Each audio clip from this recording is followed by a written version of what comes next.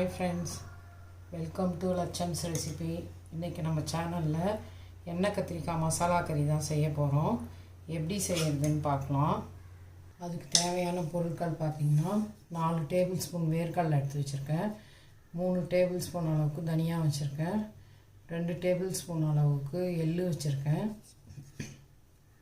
10 காஞ்ச மிளகாய், அது கூட ஒரே ஒரு காஷ்மீரி சில்லி வச்சுருக்கேன் கலருக்காக. அது மாதிரி ஒரு நெல்லிக்காய் சைஸ் புளி வச்சுருக்கேன். கொஞ்சமாக இதை ஊற போட்டுக்கணும். சீரகம் அது மாதிரி 1 டீஸ்பூன் அளவுக்கு வச்சுருக்கேன். இதில் எல்லாமே புளியை தவிர மீதி எல்லாமே இப்போ வறுத்து எடுத்துக்கணும். நம்ம கத்திரிக்காய் பாருங்கள், அதாவது கத்திரிக்காய் வந்து அரை கிலோவில் ஒரு 4 கத்திரிக்காய் எடுத்துகிட்டு மீதி நான் வச்சுருக்கேன். அதுக்கான அளவுகள் தான் அந்த பொருளெல்லாம் காமிச்சேன். இப்போ கத்திரிக்காய் இப்போயே கீறிட்டோன்னா கருப்பாயிடும். அதெல்லாம் வறுத்து நுணுக்கிட்டு மசாலாவை அதுக்கப்புறம் கத்திரிக்காவை 4ஆக கீறிக்கலாம். தாளிக்கிறதுக்கு சின்ன வெங்காயம் 10 கட் பண்ணி வச்சுருக்கேன், 10 பூண்டு பல்லை வந்து நசுக்கி வச்சுருக்கேன், கருவேப்பிலை. இப்போ கடாய் காஞ்சிடுச்சு. நம்ம அந்த வேர்க்கடலை எடுத்து வச்சுருக்கிறத வறுத்துக்கலாம். வெறும் கடாயில் தான் வறுத்துக்கணும், எள்ளும் வேர்க்கடலை மட்டும். வேர்க்கடலை வறுபட்டு வெடிக்க ஆரம்பிச்சிருச்சு. வேர்க்கடலை நல்லா வறுபட்டு வந்துருச்சு. இந்த ஸ்டேஜில் நம்ம எடுத்துடலாம். வேர்க்கடலையை எடுத்து பிளேட்டுக்கு மாற்றிடலாம். இப்போ எடுத்து வச்சுருக்கிற எள்ளு 3 டேபிள் ஸ்பூன் அளவுக்கு அதையும் சேர்த்து வறுத்துக்கலாம். வானல் நல்லா சூடாக இருக்கவே போட்டோடனே வெடிக்க ஆரம்பிச்சிருச்சு. இப்போ இந்த எள்ளையும் வேர்க்கடலையோடு எடுத்து வச்சுக்கலாம். இப்போ கடாயில் இந்த மாதிரி குட்டி ஸ்பூனால் நான் 2 ஸ்பூன் எண்ணெய் சேர்த்துக்கிறேன்.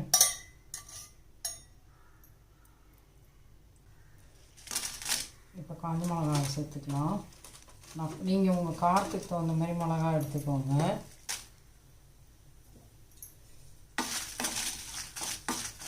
இப்போ அதுலேயே நம்ம சீரகத்தை சேர்த்துக்கலாம், 1 டீஸ்பூன் அளவுக்கு சீரகம். அதுலேயே எடுத்து வச்சுக்க தனியாவையும் சேர்த்துக்கலாம். இப்போ இதில் பார்த்திங்கன்னா ஒரு சின்ன துண்டு பட்டையும் 2 லவங்கம் சேர்த்துக்கிறேன்.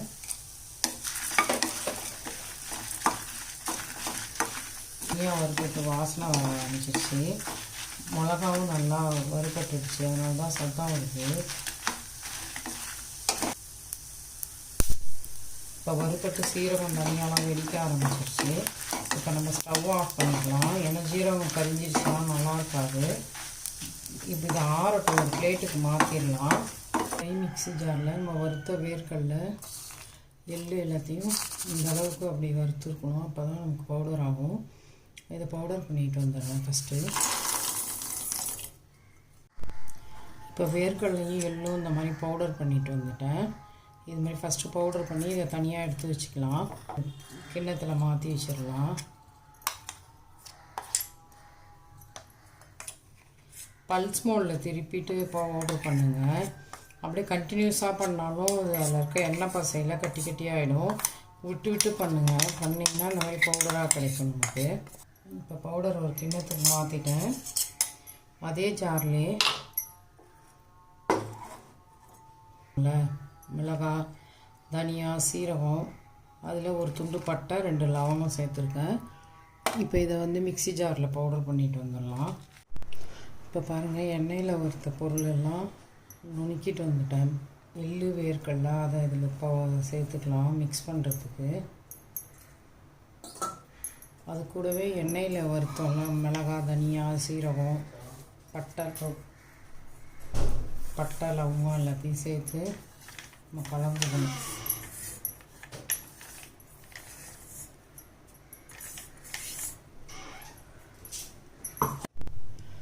இப்போ பாருங்கள், வறுத்து நுணுக்கின எல்லாத்தையும் 2ஐயும் மிக்ஸ் பண்ணிக்கலாம்.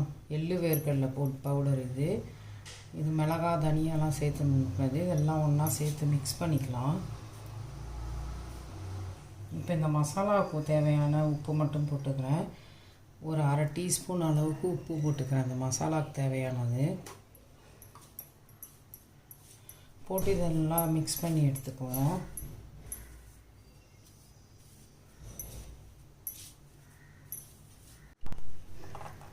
பாருங்கள், நல்லா எல்லாத்தையும் ஒன்றா மிக்ஸ் பண்ணிவிட்டேன். இப்படி நல்லா அழுத்தி பிசைஞ்சு பண்ணிங்கன்னா மிக்ஸ் ஆகிடும். அப்படி இல்லாட்டி ஒரு சுற்றிக்குவாங்க மிக்சியில், ரெண்டையும் ஒன்றா சேர்த்துக்கணும். உப்பு மசாலா தகுந்தது சேர்த்தாச்சு. இப்போ பாருங்கள், கத்திரிக்காவை இந்த மாதிரி 4ஆக கீறிக்கோங்க. காம்பு பகுதியில் இந்த காம்பை மட்டும் வெட்டுங்க, மேலே இருக்கிறது இருக்கட்டும். இந்த மாதிரி கீறி எடுத்துக்கோங்க. பூச்சிலாம் இல்லாமல் இருக்கான்னு பார்த்துக்கோங்க. இந்த மாதிரி நான் எல்லாத்தையும் வெட்டி தண்ணியில் வச்சுருக்கேன். இப்போ எடுத்துகிட்டு இந்த பவுடருக்கு தேவையான உப்பு மட்டும்தான் போட்டிருக்கேன். இப்போ நம்ம இதில் இந்த பவுடர் அள்ளி வச்சு ஸ்டஃப் பண்ணிக்கலாம்.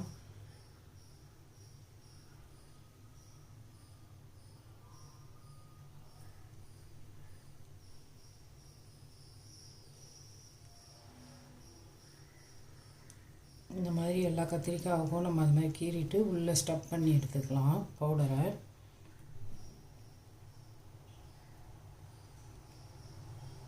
எண்ணெய் கத்திரிக்காய் மசாலா கறிக்கு இந்த மாதிரி பவுடர்ஸ் பண்ணிவிட்டு செஞ்சு பாருங்கள், சூப்பராக அருமையாக இருக்கும். இந்த மாதிரி எல்லா கத்திரிக்காயும் கீறிட்டு, தெரியுதா, எல்லா கத்திரிக்காயும் கீறிட்டு இந்த மாதிரி பவுடர் அதில் ஸ்டஃப் பண்ணிவிட்டு காட்டுறேன். இப்போ பாருங்கள், எல்லா கத்திரிக்காவுக்கும் அந்த மாதிரி இந்த மசாலா பவுடரை ஸ்டஃப் பண்ணிட்டேன். கத்திரிக்காய் நீங்கள் நல்லா செக் பண்ணிக்கோங்க கட் பண்ணிவிட்டு. இது 1/2 கிலோ கத்திரிக்காய் மசாலா தான் நான் இப்போ பண்ணுறது. நான் 4 கத்திரிக்காய் சொத்தையாக இருந்ததுன்னு எடுத்துகிட்டு மீதி கத்திரிக்காவுக்கு ஸ்டஃப் பண்ணியிருக்கேன். இந்த மாதிரி ஸ்டஃப் பண்ணிவிட்டு கீறி வச்சுருக்கேன் பாருங்கள், நானாக இந்த அளவுக்கு கீறிக்கோங்க. கீறிட்டு இப்படி ஸ்டஃப் பண்ணிக்கணும் பவுடரை. ஸ்டஃப் பண்ணி இப்படி பிடிச்சிட்டோன்னா அதில் அப்படியே மசாலா பிடிச்சிக்கும். இப்போ மீதி பவுடர் அப்படியே இருக்கட்டும், அது என்ன பண்ணுறதுன்னு சொல்கிறேன். இப்போ பாருங்கள், தெரியுதா, இப்போ எல்லா கத்திரிக்காவுக்கும் மசாலாவை ஸ்டஃப் பண்ணியாச்சு. இப்போ இதை வந்து எண்ணெயில் வதக்கணும் கத்திரிக்காவை. நல்லெண்ணெயில் பண்ணால் நல்லாயிருக்கும். இப்போ நல்லெண்ணெய் சேர்த்துக்கலாம். அதில் சேர்த்துட்டு இந்த கத்திரிக்காவெல்லாம் இதில் தான் நம்ம வதக்க போகிறோம். இந்த மாதிரி எண்ணெயை சேர்த்துட்டு அதில் வச்சுருங்க.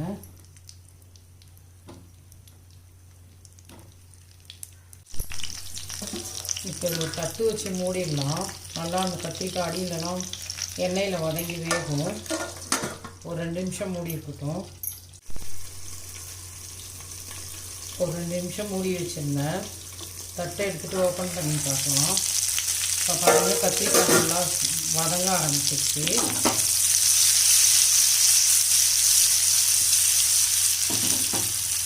இப்போ நல்லா திருப்பி 4 பக்கமும் நல்லா வதங்கணும் கத்திரிக்காய். இப்போ திருப்பி விட்டுக்கலாம். அந்த சைடு திருப்பி விட்டுருக்கோம். இன்னும் ஒரு 2 நிமிஷம் வதங்கட்டும் மசாலா. கத்திரிக்காய் நல்லா 2 நிமிஷம் வதங்கட்டும். திருப்பி விட்டாச்சு. இப்போ அதே போல் மூடி போட்டு வச்சுருங்க, ஒரு 2 நிமிஷம் வதங்கட்டும். இப்போ திருப்பி விட்டு ஒரு 2 நிமிஷம் மூடி வச்சுருங்க. இப்போ பாருங்கள், கத்திரிக்காய் நல்லா வெந்து வந்துடுச்சு, வதக்கி வச்சுக்கலாம் நல்லா.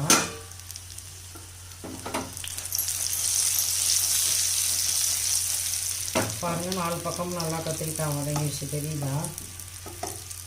இந்த மாதிரி வதக்கிக்கோங்க கத்திரிக்காவை. இந்த அளவுக்கு வதங்கினா போதும்.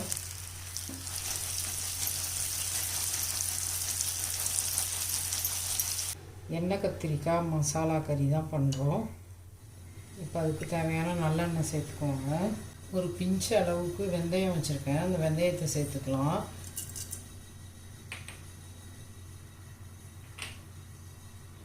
கடுகு உளுத்தம்பருப்பு அதுமாதிரி ஒரு டீஸ்பூன் வச்சுருக்கேன், அதையும் சேர்த்துக்கலாம்.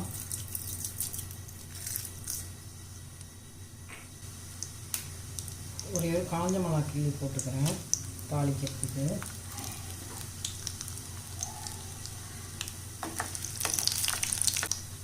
இப்போ கடுகு வெடிக்க ஆரம்பிச்சிருச்சு, பருப்புலாம் செவந்து வருது. இப்போ நசுக்கி வச்சுக்க 10 பல் பூண்டை சேர்த்துக்கலாம். அது கூடவே 10 சின்ன வெங்காயம் கட் பண்ணி வச்சுருக்கேன், அதையும் சேர்த்துக்கலாம்.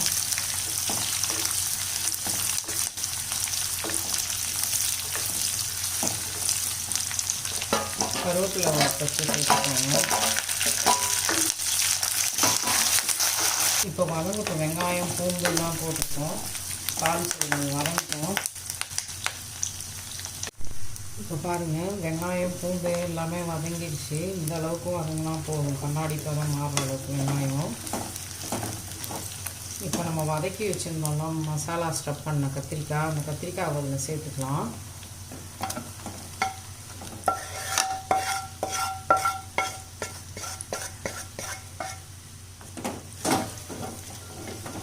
மசாலா ஸ்டஃப் பண்ணி வதக்கின கத்திரிக்காயை அதில் சேர்த்துட்டு ஒரு பரட்டிக்கோங்க.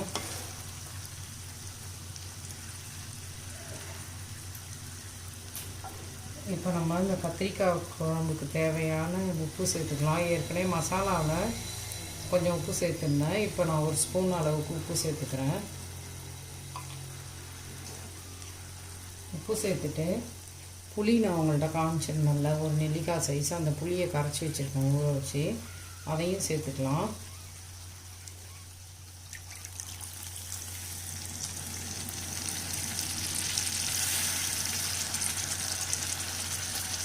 மஞ்சத்தூள் சேர்த்துக்கலாம். இப்போ நம்ம ஸ்டஃப் பண்ணிவிட்டு மீதி மசாலா பவுடர் இருக்குதுல்ல, தெரியுதா? இந்த மசாலா பவுடர் எல்லாத்தையும் அதில் சேர்த்துடலாம். இது 1/2 கிலோ கத்திரிக்கான மசாலா பவுடர் தான் செஞ்சோம். இது அப்படியே அதில் சேர்த்துக்கலாம் நம்ம.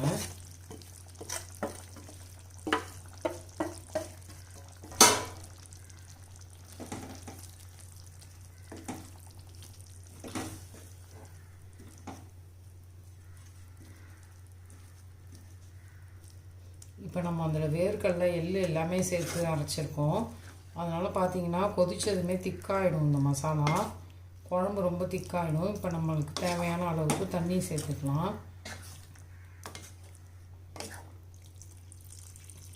இந்த அளவுக்கு தண்ணி போதும்.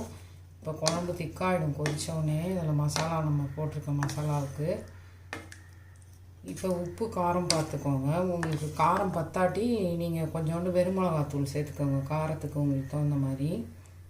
இப்போ குழம்பு நல்லா கொதிக்கிட்டோம். ஒரு தட்டு வச்சு மூடி வச்சிடலாம். ஒரு 3 நிமிஷம் கழித்து ஓப்பன் பண்ணி பார்க்கலாம். மீடியம் டு சிம்முக்கு இடையிலே வைங்க ஃப்ளேமை. இப்போ பாருங்கள், கத்திரிக்காய் நல்லா கொதிச்சிருச்சு. 5 நிமிஷம் மூடி போட்டு வச்சுருந்ததுல நல்லா எண்ணெய் பிரிஞ்சு வந்துருச்சு பாருங்கள். இப்போ கத்திரிக்காயும் நல்லா வெந்திருக்கும். அந்த கரண்டி எடுத்து காட்ட முடியாது, இந்த கரண்டி எடுத்துட்டேன். இந்த கத்திரிக்காய் நல்லா வெந்து வந்துருச்சு. இப்போ நம்ம ஸ்டவ் ஆஃப் பண்ணிக்கலாம். கையில் தொட முடியாது, எனக்கு சுடுது.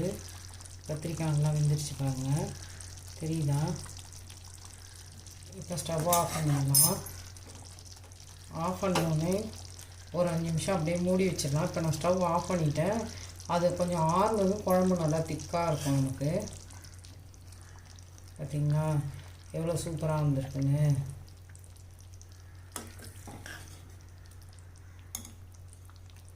சூப்பராக அருமையாக எண்ணெய் கத்திரிக்காய் மசாலா கறி ரெடி ஆகிடுச்சு. இப்போ நான் சர்வ் பண்ணி காட்டுறேன். எவ்வளோ அருமையாக வந்திருக்கு பாருங்கள் கத்திரிக்காய். இப்போ நம்ம நல்லெண்ணெயில் தான் அந்த கத்திரிக்காயை வதக்கணும். நல்லெண்ணெய் ஊற்றி தான் தாளிச்சிருக்கோம். அதனால எண்ணெய் மேலே கொஞ்சம் அதிகமாக தெரியும். நம்ம ரைஸ் சப்பாத்தியோடு இதை எடுத்துக்கலாம், சூப்பராக இருக்கும். நீங்களும் இந்த மாதிரி செஞ்சு பாருங்கள், செம்ம டேஸ்ட்டாக அல்டிமேட்டாக இருக்கும். கத்திரிக்காய் மசாலா கறி ரெடி ஆகிடுச்சு. இந்த மாதிரி நீங்களும் செஞ்சு பாருங்கள். லட்சம்ஸ் ரெசிபியை லைக் பண்ணுங்கள், ஷேர் பண்ணுங்கள், சப்ஸ்கிரைப் பண்ணுங்கள். தேங்க்யூ.